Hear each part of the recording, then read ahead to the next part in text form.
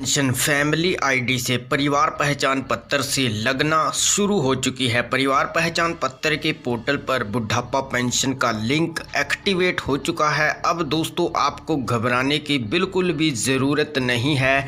अगर आपके घर में कोई वृद्ध है या फिर 60 साल का होने वाला है, 57 साल से प्लस आप एज वेरिफिकेशन करवा सकते हैं। और अगर आपकी बुढ़ापा एज हो चुकी है 60 साल 59 साल तो आप लगवा सकते हैं। दोस्तों नमस्कार, धाकड़ जानकारी चैनल पर आपका स्वागत है। आप सभी को पता है जो भी हम अपडेट लाते हैं वह धमाकेदार ही होती है। दोस्तों आज की जो धमाकेदार अपडेट है उसको वीडियो को पूरा वॉच कीजिएगा और स्टेप बाय स्टेप आपको समझाएंगे। फैमिली आईडी के पोर्टल पर जो नया लिंक एक्टिवेट हुआ है वह आपको कहां से मिलेगा और लॉगिन आईडी हम आपको देंगे। आपको बिल्कुल भी नहीं टेंशन करनी है क्योंकि हम आपको लिंक प्रोवाइड करेंगे, वो हमारी लॉगिन से ही आप अप्लाई कर पाएंगे। तो दोस्तों इससे क्या होगा, इससे आप फास्ट तरीके से आपका अप्रूवल मिलेगा जिससे कि आपको और भी बेनिफिट होगा। तो दोस्तों यहाँ पर सबसे पहले हम अपने आप को लॉगिन कर लेते हैं। कैप्चा वगैरह जो हमने डाल दिया है दोस्तों, उसके बाद लॉगिन करेंगे। अगर एक बार ये लॉकआउट मांगता है तो आप लॉकआउट कर दीजिएगा। अगर आपके पास एक CSC आईडी है या फिर आपके पास फैमिली आईडी है तो आप इस प्रकार यूज कर सकते हैं। अदरवाइज़ दोस्तों आपको बिल्कुल भी नहीं टेंशन लेनी है, हम आपको नेक्स्ट प्रोसेस में दिखाएंगे। बस आपने वीडियो को पूरी तरह से देखना है शुरू से लेकर अंत तक। फिर से कैप्चा डाल दिया है और हम लॉगिन कर लेते हैं। तो अब हम आ चुके हैं अपने लॉगिन पोर्टल पर। तो दोस्तों यहाँ पर सेकंड नंबर पे आपको अप्लाई फॉर सर्विसेज पर क्लिक करना है। अब देखिए दोस्तों यहाँ पर आपको फैमिली आईडी में ऊपर है सोशल सिक्योरिटी पेंशन स्कीम, इस पर क्लिक नहीं करना है, नीचे वाले पर क्लिक करना है ग्रीवेंस मॉड्यूल पर। तो यहाँ से आप ग्रीवेंस वाली साइट पर चले जाएंगे और यदि आप तो आपको लिंक वीडियो के डिस्क्रिप्शन में मिल जाएगा। जैसे ही आप क्लिक करेंगे यहाँ पर आ जाएंगे दोस्तों। आपने जस्ट यहाँ पर क्लिक करना है और यहाँ पर डाल के फैमिली आईडी और गेट OTP कर लेना है। अब हम यहाँ पर गेट OTP करेंगे। OTP आपके रजिस्टर्ड मोबाइल पर चला जाएगा। आपने यहाँ पर फिल करना है और वैलिडेट OTP कर देना है। अगर एक बार में OTP नहीं प्राप्त होता है तो आप रीसेंट भी कर सकते हैं। और जो नंबर पे OTP गया है यहाँ पर 4 डिजिट दिखाए हुए हैं। दोस्तों हमारे पास OTP आ चुका है 1760। हम वैलिडेट OTP पर क्लिक कर देते हैं। अब दोस्तों आपने यहाँ से बिल्कुल ध्यान से समझना है। यहाँ से आप देखेंगे कि परिवार पहचान पत्र संख्या आ चुकी है, head of the family name आ चुका है, एड्रेस आ चुका है। स्क्रॉल डाउन करते हुए नीचे आ जाना है और यहाँ पर है ऐड ग्रीवेंस एंड यहाँ पर है व्यू ग्रीवेंस।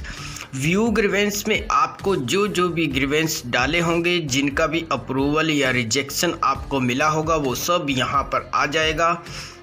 और ऐड ग्रीवेंस में आपको यहाँ पर देखने को मिलेगा name of the services. Name of the services में आप यहाँ पर देखेंगे कि धमाकेदार अपडेट आपके सामने है, ओल्ड एज समर अलाउंस। इस पर आपने क्लिक करना है।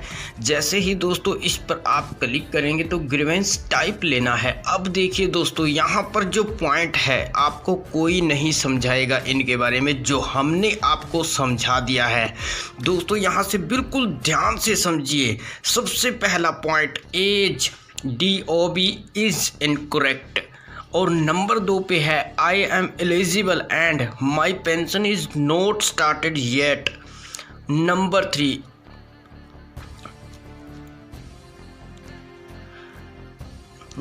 3 पे है income of beneficiaries and spouse is incorrect. और नंबर 4 है रॉन्गली मार्क्ड एज डेड। दोस्तों यहाँ पर मैं आपको बताना चाहता हूँ कि ये जो ऑप्शंस हैं इनमें से आपने एक ऑप्शन को सिलेक्ट करना है। सबसे पहले ऑप्शन के बारे में बता देता हूँ। एज DOB इज इनकरेक्ट की आपकी फैमिली आईडी के आधार पे आपकी जो है पेंशन लगनी है दोस्तों। अगर फैमिली आईडी में बाय डिफ़ॉल्ट या फिर किसी रीज़न की वजह से आपकी फैमिली आईडी में एज उम्र जो है गलत हो चुकी है, बट आपके वोट कार्ड पे, स्कूल लिविंग सर्टिफिकेट पे या फिर अदर्स जो पेंशन में डॉक्यूमेंट लगते हैं उन डॉक्यूमेंट में बिल्कुल करेक्ट है, तो आप यहाँ पर इस ऑप्शन को चयन करेंगे और आप एज एंड डीओबी इनकरेक्ट को सही करवा सकते हैं। सपोर्टेड डॉक्यूमेंट में भी आपको बता देता हूँ क्या लगाना है। तो यहाँ पर हम सबसे पहले इसी ऑप्शन को लेंगे, 1 बाय 1 सभी ऑप्शन के बारे में आज समझाने वाला हूँ। वीडियो को लाइक कर देना दोस्तों अगर आपको पसंद आएगी। उसके बाद दोस्तों आपको यहाँ पर देखिए सिलेक्ट फैमिली मेंबर। अब आपने उस मेंबर को सिलेक्ट करना है जिसकी एज हो चुकी है बुढ़ापा की और आप उसका एज और डेट ऑफ बर्थ को सही करवाना चाहते हैं। Select supported document. अब देखिए दोस्तों ये आ गया धमाका आपके सामने। क्या क्या 3 प्रकार के ही डॉक्यूमेंट आप लगा सकते हैं एज में और डीओबी जो वेरिफिकेशन में। तो यहाँ पर दोस्तों आपको एक और बात बताना चाहता हूँ कि birth certificate, school leaving certificate और वोटर कार्ड पुराने वाला आपका 15 साल पुराने आईडी होनी चाहिए, कोई भी आप लगा सकते हैं। स्कूल का भी आप यहाँ पर प्रमाण पत्र लगा सकते हैं। और दोस्तों आपका चाहे फेल का हो या पास का हो ये मैटर नहीं करता है, मैटर ये करता है कि उसमें आपकी डेट ऑफ बर्थ मेंशन होनी चाहिए। और बर्थ सर्टिफिकेट आपके पास बहुत कम मिलेगा दोस्तों, क्योंकि आप सभी को पता है कि पहले जो है बर्थ सर्टिफिकेट नहीं होता था। अब के दौर में बर्थ सर्टिफिकेट हर एक किसी के पास है, बट दोस्तों हमारे बुजुर्गों को किसी किसी के पास बर्थ सर्टिफिकेट मिलता है। लेकिन दोस्तों आपकी जानकारी के लिए आपका छोटा भाई है ना, आपको बिल्कुल हेल्प करेंगे, नो प्रॉब्लम। यहाँ पर वोटर कार्ड आपके काम आएगा। अगर दोस्तों आपके पास कोई भी आईडी नहीं है, मान के चलिए आपके पास न तो वोटर कार्ड है, न स्कूल का कोई प्रमाण पत्र है, न ही आपके पास बर्थ सर्टिफिकेट है, तो दोस्तों घबराइएगा नहीं। वोटर का एक रिकॉर्ड होता है, हमारे जो डिस्ट्रिक्ट लेवल पे कार्यालय होता है वहाँ पर वोटर का जो हमारा मेन कार्यालय होता है वहाँ पे आपने विजिट करना है। ध्यान रखिएगा दोस्तों, डिस्ट्रिक्ट लेवल पे विजिट करना है। आपका छोटा भाई जो आपको बताएगा वो धमाकेदार ही अपडेट देगा, नो प्रॉब्लम। कोई भी डॉक्यूमेंट नहीं है तो भी आपकी पेंशन लगेगी, नो प्रॉब्लम। दोस्तों वोटर आईडी कार्ड रिकॉर्ड आपने निकलवाना है। अगर आप सचमुच में आपकी 60 साल एज हो चुकी है या फिर आपको सच में हो या न हो, आपको कंफ्यूजन भी है, तो भी दोस्तों आप अगर आप 59 साल के हैं वो आपको लिख के दे देंगे, आपका स्टाम्प लगा कर देंगे। वोट रिकॉर्ड आपने निकलवाना है।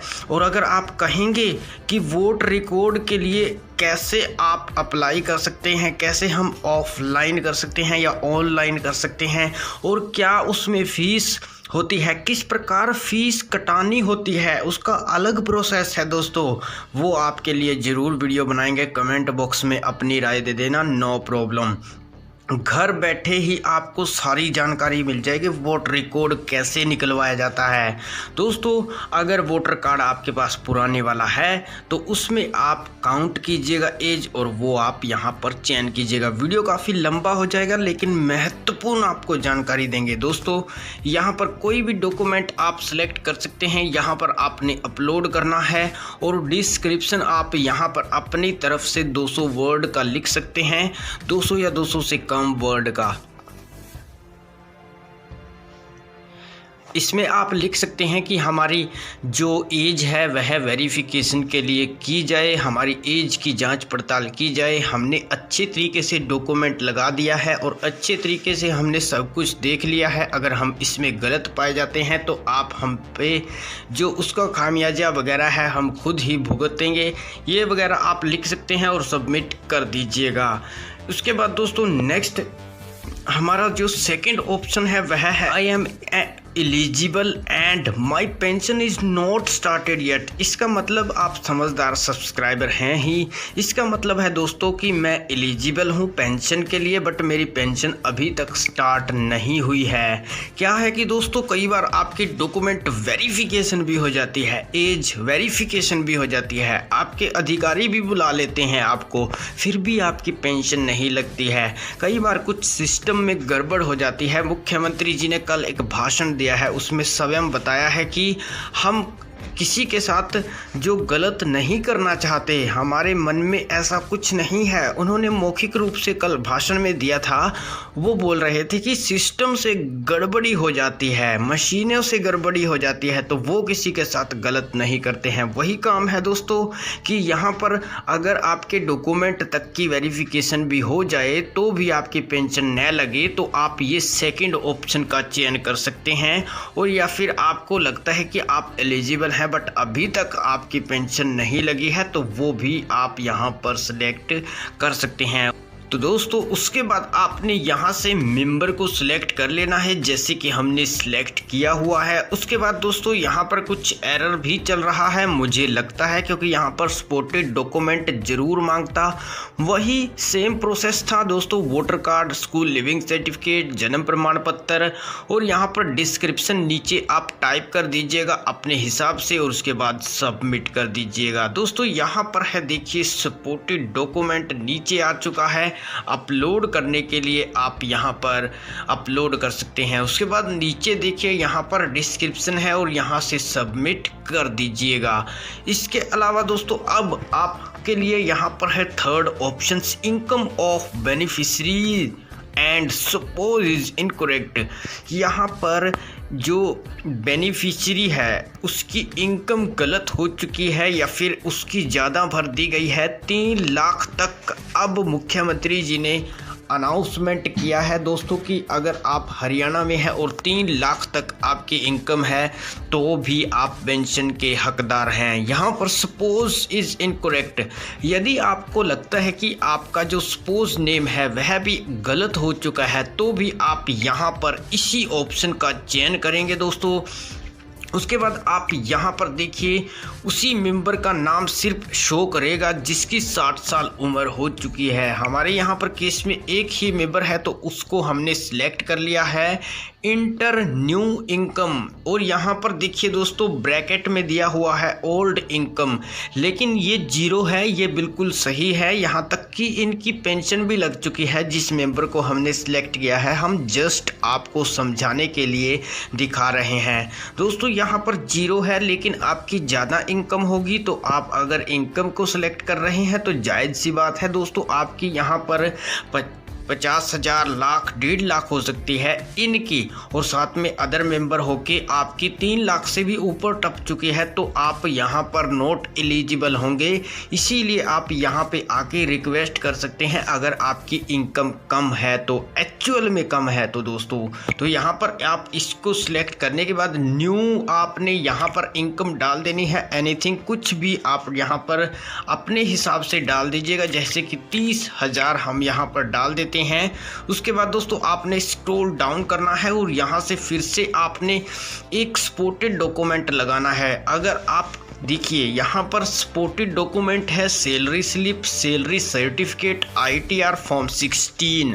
दोस्तों अगर आपके पास इन चारों में से कुछ भी नहीं है तो आप एक एफिडेविट टाइप कर दीजिएगा और उस पे सरपंच या MC से सिग्नेचर करवा के यहाँ पे अपलोड कर सकते हैं, या फिर आप फॉर्म 16 को भर सकते हैं, नो प्रॉब्लम। तो जैसे कि हमने फॉर एग्जांपल यहाँ पर फॉर्म 16 को सिलेक्ट किया, इंटर डॉक्यूमेंट ID। अब यहाँ पर देखिए आपने नेम लिख देना है कि कौन सी आप ID यहाँ पर लगा रहे हैं। फॉर्म 60 लगा रहे हैं तो उसमें आप ID नंबर लिख सकते हैं अगर उसका ID नंबर है तो दोस्तों। सैलरी स्लिप होती है, अगर हम उस पर नंबर होता है वो यहाँ पर मेंशन कर सकते हैं, जैसे कि आधार कार्ड होता है उसका एक नंबर होता है, वोटर कार्ड होता है उसका भी एक नंबर होता है, सर्टिफिकेट स्कूल का होता है उसका भी एक नंबर होता है। तो दोस्तों यहाँ पर आप अपलोड करेंगे, डिस्क्रिप्शन सेम आप पहले की तरह है, कुछ भी हमने आपको बता ही दिया है, आप लिख सकते हैं। उसके बाद नीचे सबमिट करेंगे और आप यहाँ पर भी इसके लिए अप्लाई कर सकते हैं। अब दोस्तों अब आपका आ गया लास्ट, यहाँ पर है रोंगली मार्क्ड एज डेड इन पीपीपी।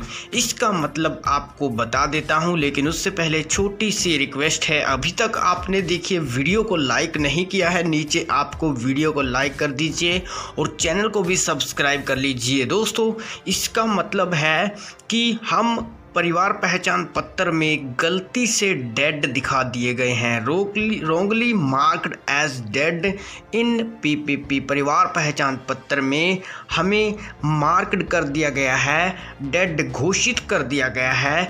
तो आप यहाँ पर इस ऑप्शन को सिलेक्ट करेंगे और उस मेंबर को लेंगे जो आपको लगता है कि उसको डेड घोषित कर दिया गया है। लेने के बाद आपने क्या करना है, यहाँ पर हम फॉर एग्जाम्पल सेलेक्ट कर लेते हैं, कुछ भी यहाँ पर सबसे ऊपर खाली है उसी को सिलेक्ट कर देते हैं और यहाँ पर करंट स्टेटस में आप इज लीव इज मिग्रेटेड।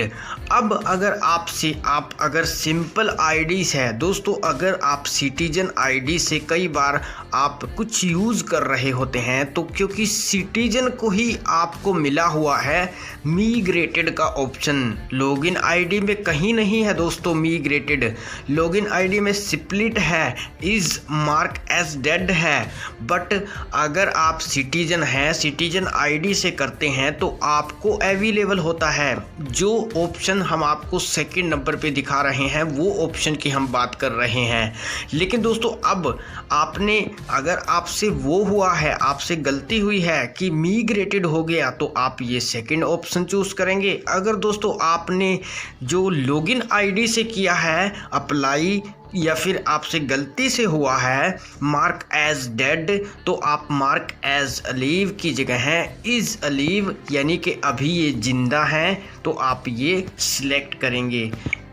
तो दोस्तों उसके बाद आप यहाँ पर सपोर्टेड डॉक्यूमेंट अपलोड कर देंगे और नीचे आपने फिर से डिस्क्रिप्शन लिख देना है और नीचे सबमिट का आपको ऑप्शन मिल जाएगा। तो दोस्तों ये प्रोसेस अब आपको मैं बता देता हूँ कि ग्रीवेंस का है, न कि दोस्तों आप यहाँ पर पेंशन अप्लाई कर रहे हैं, क्योंकि दोस्तों सिर्फ आपके लिए यहाँ पर जो आप ग्रीवेंस डालेंगे उसको अधिकारी लोग चेक करेंगे और चेकआउट करने के 15 से 20 दिन और महीने भर के अंदर आपको जो भी आप यहाँ पर जो ग्रीवेंस टाइप सिलेक्ट करेंगे उसके ही अनुसार